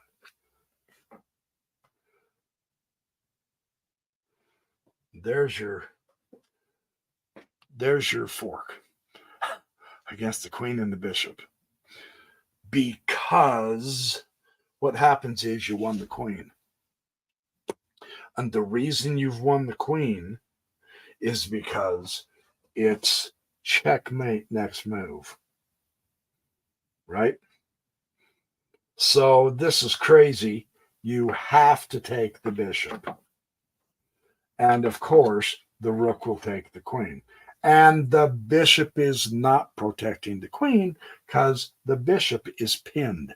See, don't leave a pinned piece like this. With the king, I mean, that's an absolute pin.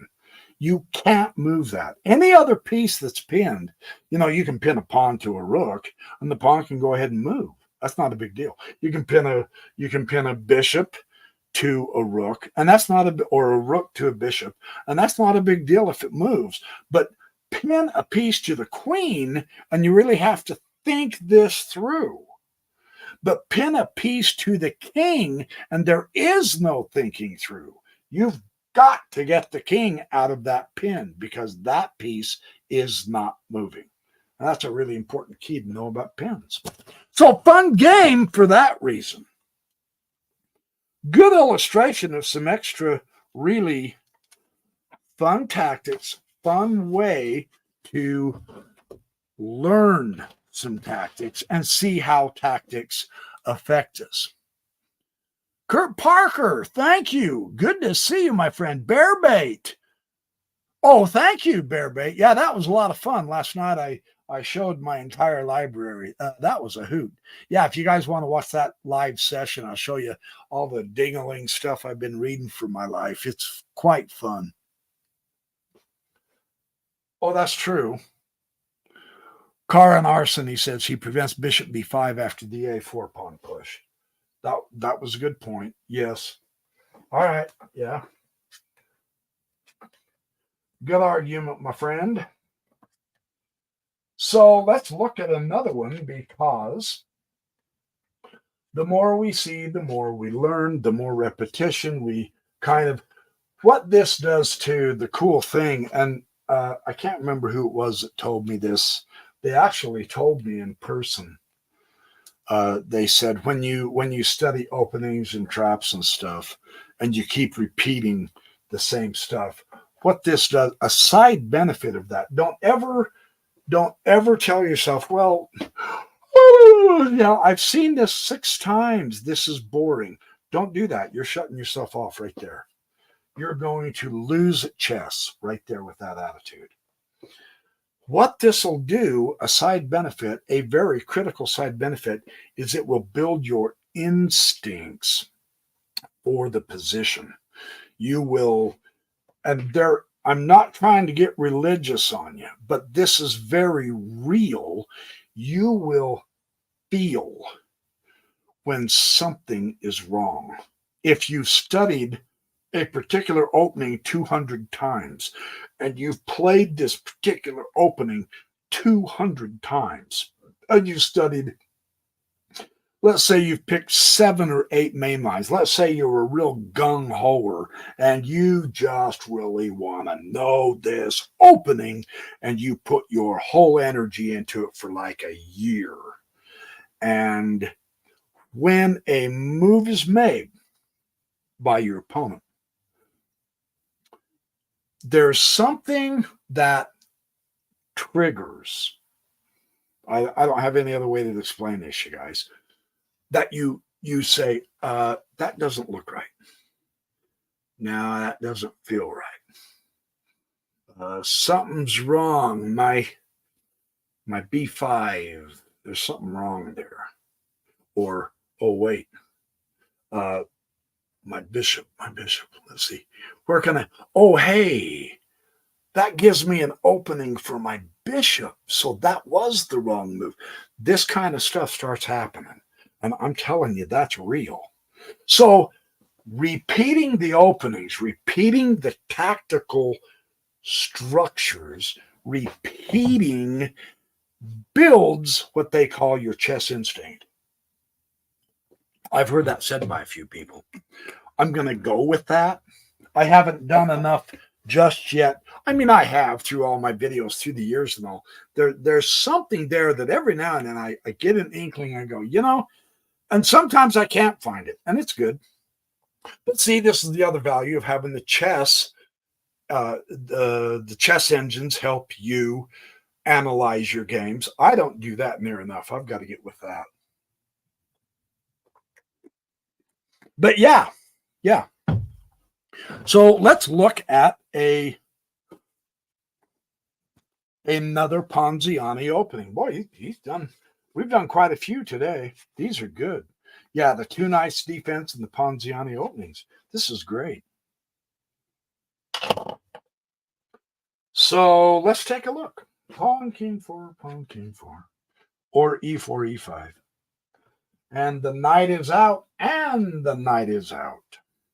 And the Ponziani pawn b3, and the other knight is out. So again, similar to the 2 knights defense, right? And we can make it similar to we can transpose almost as it were to the gioco piano if you play this right. Here, he's going to go straight out. Let's go to the center. He's looking for an energetic game. Had he done this, there's your gioco piano, the quiet game. Shh. Just play positional chess, no slash and dash and lightning bolts on a boatload of tactics and attacks. We're going to play positional chess and just enjoy ourselves instead of getting all high energy and excited because he's protecting this pawn from the knight. No, he says, forget that noise. Let us boogie.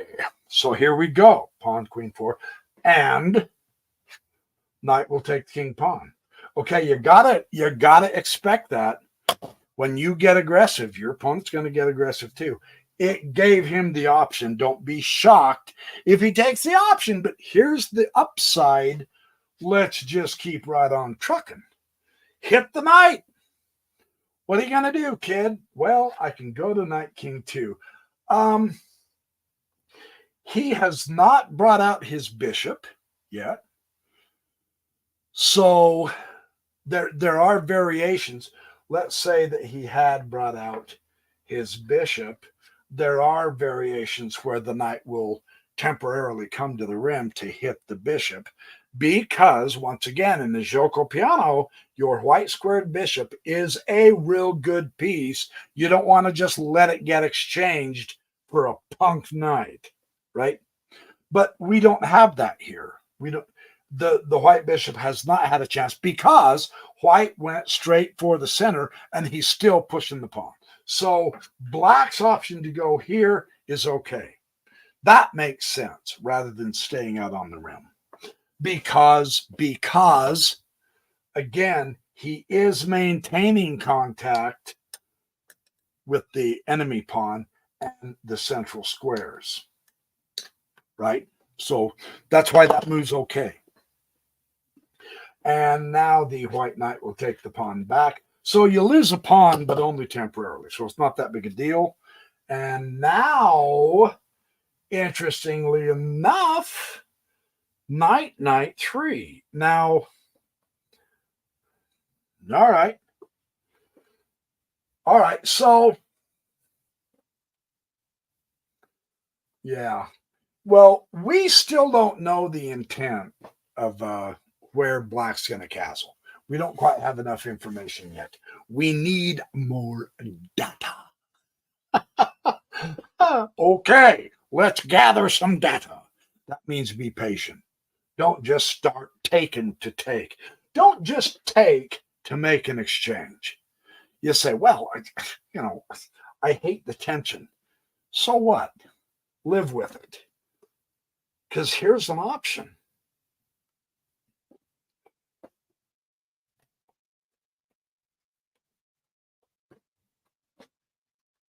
So let's compare the two scenarios.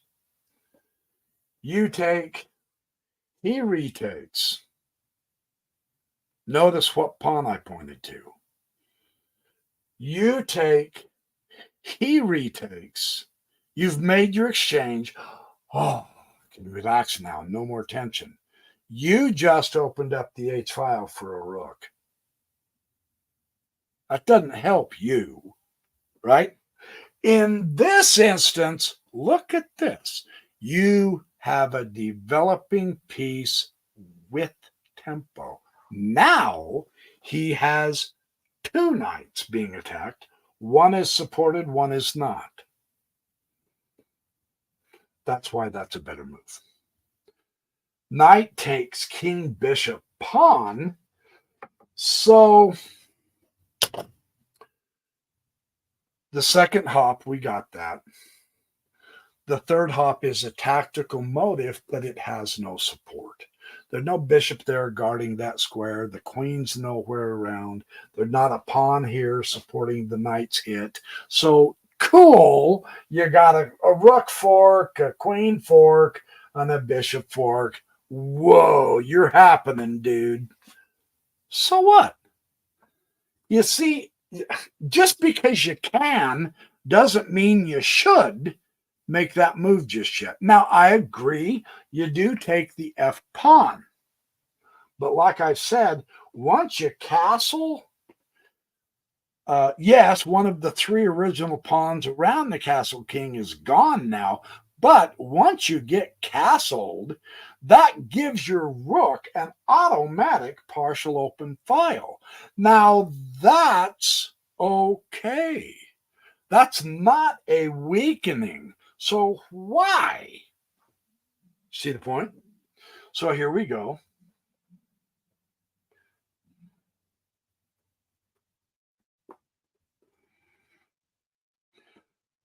You don't even have to take it. Then you go, oh, wait. Okay, hold on. This takes nerves of steel. It does, I promise. Your queen, BYP, hey, the lady. Hey, dude, come on. No, you don't even have to take that.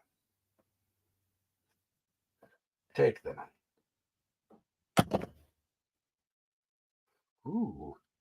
Now your opponent's either going to think, what an idiot, or he's going to sit back and go, what on earth has he got cooked up? Yeah. If it's too good to be true, he didn't overlook that he's going to lose his queen. So why is he letting you have that queen? Dang it, man, you've got to ask that question.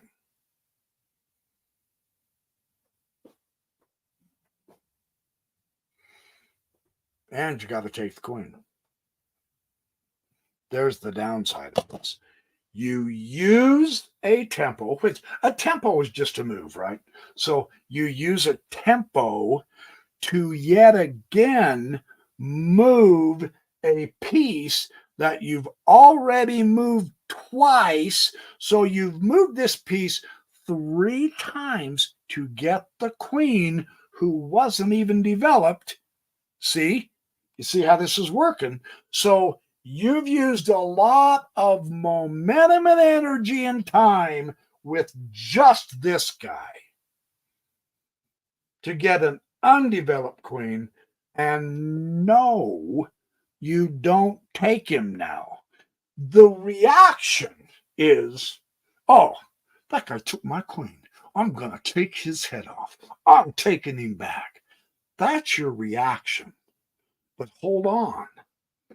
That little squirt has done his job. He's not a threat. He's not going anywhere. And it wouldn't matter if he does.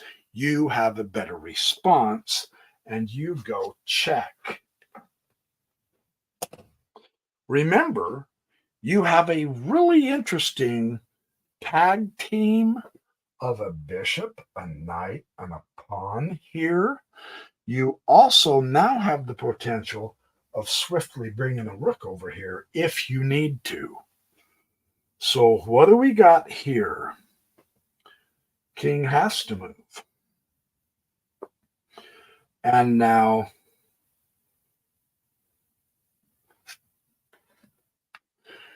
another piece with tempo attacking the king. Check. Very cool. King has to come to queen 3. You're bringing him right out in the open, and of course you're going to win the game. The only question is, how are you going to do it? Knight to bishop 4. Check. Beautiful coordination of the pieces. See? That knight is utterly insignificant, but he killed the queen. So what? You're going to go get the king, which is the object of the game. The knight took the wrong piece. He should have took the king. Right? Hey, if all else fails, take the king. And it's failing. So here we go. So king to bishop 4. Queen, knight, rook 3, very important because this is going to shut off one of the escape squares. I do believe this is one of the variations that National Master Nelson Lopez showed in his video. He showed like 5 or 6 variations with the Ponziani that I don't see in this book. So go check him out. That's fun stuff right there. Knight takes knight pawn. Black knight takes knight pawn. So the knight gets away. Do you retake that knight? Wait. Isn't that the knight that killed our queen? Off with his head. No, no, no, no, no, no. Go checkmate instead. Right out there in the center of the board. Isn't that amazing? Observe. You forced. You used energetic moves. You didn't back up. You didn't go passive. You didn't retaliate with something so irrelevant and trivial, even though it caused significant damage. When you lose your queen to a tactic, and I'm saying this for myself, because in a real game, it's easy on a live show to act all calm and blasé. Oh, it's just not that big a deal. In a real game, I would have been sweating bullets. I got to confess. I would have been racking my brain. I would have been so mad. I would have taken the bite. Right? I mean, that's how you feel in a real game. But observe what he did. And this is the cool lesson. You lose your major piece. And actually, he lost it relatively early in the game, didn't he? Yeah. So, okay, you lost your queen. What do you do to compensate? Where's Black's queen? So he had the queen up on you. So what? Where is she? She's on her home square. Did she even move? No. So you lost your queen. What you do is you immediately use all your pieces. Because I got news for you. 2 knights and 2 bishops will defeat a queen if she comes out. But she didn't even come out. So the key when you lose your biggest piece is absolutely get everything else you possibly can, and checks, captures, and attacks. Every one of those occurred. Check, then the next move, check again, then the next move. They captured a major defender, then the next move, check, then the next. You notice White never gave Black a chance to even take a breath. There's good chess. So anyway, fun stuff. Great lesson for us. Seriously, great lesson. Okay. Oh, thanks, Kurt Parker. Yeah, I'm having a ball doing it. Ooh, Ken, that's interesting. I think Bobby Fischer asked that question of himself, too. Yeah, if you could create a new chess piece, how would it move and what would you call it? It would be fun. David Bronstein had an idea that I thought was absolutely pure raw genius. Let me show you. I'll show you what I'd do. In fact, I know exactly what I'd do. What a fun speculation. Let's check this out. Yeah, I know what chess piece I'd do. Based on what David Bronstein, the almost world champion, did. And I still have a sneaking suspicion it was the Russian politics that prevented him from beating Botvinnik for the championship. I think Bronstein could have won. I really do. But his dad was being held in prison, and he wanted to keep his dad alive. So that's just my speculation. Here's what I would do with a new chess piece. Now, the question is how to implement it into the game without changing the board. What I would do is I would modify a pawn, or maybe 4 pawns, and I would put them maybe in between every other pawn. That might be kind of fun to do, so that you have a new piece. And just for kicks and giggles, it just hit me.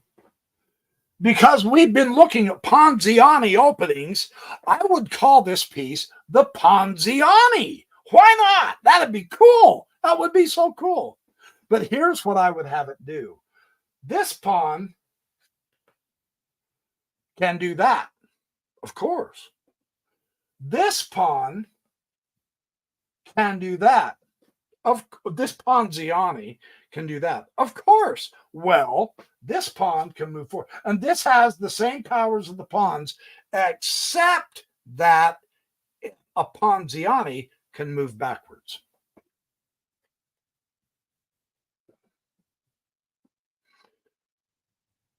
Now, would that not add a dimension to chess? Would that not make you have to rethink all of your strategy and tactics? Why can't the pawn move backwards? That was a question David Bronstein presented time and again and said, every other piece does. Why can't the pawn? Well, we could keep the old pawns with their rules, half of them, and put in the other half as the new Ponzianis that could move 2 in the first, and if it wanted to, if it got attacked, then it could move backwards. Now, would that not increase an interesting way to play chess? Let me know what you think. That's what I would do. That would be a hoot. That would be a ball to be able to do. That's my 2 cents. Great question. Thanks for asking, Ken. That's cool. So, okay. Hey, I am at 2 hours, man. It's already 11:15. Have you had enough? You want to do one more? Let's see. Ponziani. Oh, we're just getting to the Petrov defense. Oh, and the Philidor defense. And then the King's Gambit's coming. Man, we have a lot of fun stuff left. Oh, we've got a lot of fun stuff left. This is exciting. Reverse the role of the king and the queen. Oh, Kurt. That's interesting, too. Yeah, my idea is simple, to reverse the role of the king and the queen. Reverse the role or reverse the powers. So that you have to checkmate the queen. Interesting. Oh, thanks, Kurt Parker. Yeah, hit the like button for me, would you guys, please? That helps the algorithm. It really does, truly. And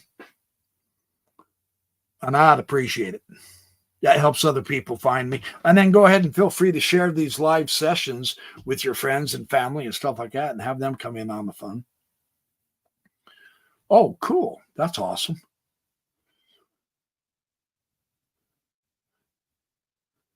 Ooh, Pierce defense. Kurt Parker, look me up on Leeches and challenge me. I'll play you.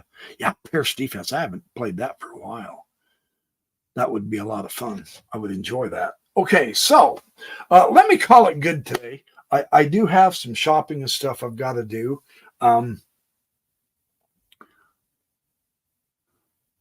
Or a prince and a princess.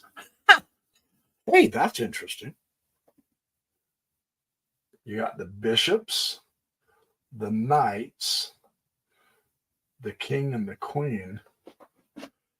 Add 2 more columns of the chessboard, height and width to keep it square, and put a king and queen, a prince and a princess, and then the bishops, the knights, and the rooks. That might be interesting too. How would they move is the question. Yeah, this is kind of fun speculation. That might be fun to invent a new chess game with new chess pieces and rules like that. I like that. And powers. Yeah, how would the prince and princess? Yeah, with 10 pawns? Yeah, with 10 pawns instead of 8. How would we have the prince and princess move? Would we want them to have equal powers like the bishops do? Even though they're on different colored squares, they can still move whatever number of spaces. Maybe you could have, like the knight can move 2 up and over and jump over a pawn. Maybe the prince and princess, if there was a pawn here, the prince and princess moving could leap over the pawn 1 square so that the pawn wouldn't block them. Something like that. I don't know. But why give the prince and princess such fabulous abilities and not the king and queen, right? That's interesting. That's kind of fun to think about. I will have to ponder that one. That's kind of cool. Checkmate the queen. Yes, the object of the game. That might be interesting. Okay, Kurt. Yeah, absolutely. Have the squares of the queen. Oh, yeah, but then you limit her powers. I mean, she's the awesome woman of the board, man. I don't know. All right. You guys think about it. And when I do the next chess live, I haven't had an opportunity or an option to do any live chess over during the week, and that's okay because I can somewhat make up for it on the weekends. But I am trying to get a steady habit of live chess on Saturday mornings between 9 and 11:30, 12. Sometimes I can start at 9, other times I'll probably start at 10.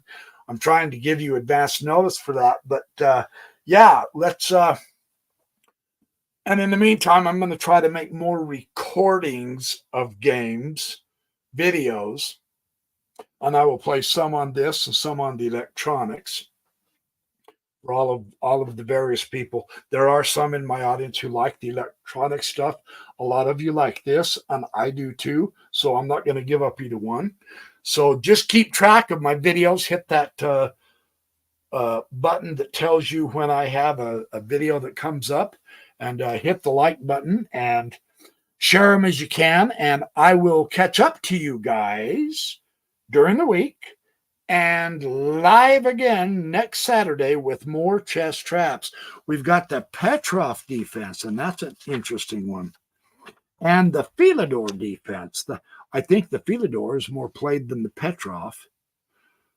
And then the Vienna game. Oh, and then we've got the King's Gambit coming up, and there's a whole lot with the King's Gambit. So good stuff to look forward to. I'm looking forward to that. So, oh, sorry, Juicer. Yeah, I'm heading out. We were speculating about what kind of new chess pieces we would like to invent. Sorry. All right. Next week I'll be live. I'm going to try to start at 10 next Saturday so that you have a longer time to watch and be with us. So really, the notification bell didn't give you notifications of the lives. Oh, I thought they would. I wonder what's up. I'll have to check into that, Lori. Yeah, thank you. Yeah, I am trying to make it a pattern, a standard pattern to get here on Saturday mornings. So I appreciate you keeping your eye open and watching. Yeah, and you're more than welcome. So cool. Okay, yeah, I'm gonna head out. I love all of you. Have a great week. Be safe, and I'll catch up to you next Saturday. Watch for the videos as I kick them out. I'm going to try to kick more of them out also, and I will catch up to you soon. Have a great week, every one of you. I hope something good happens to every one of you every day this week.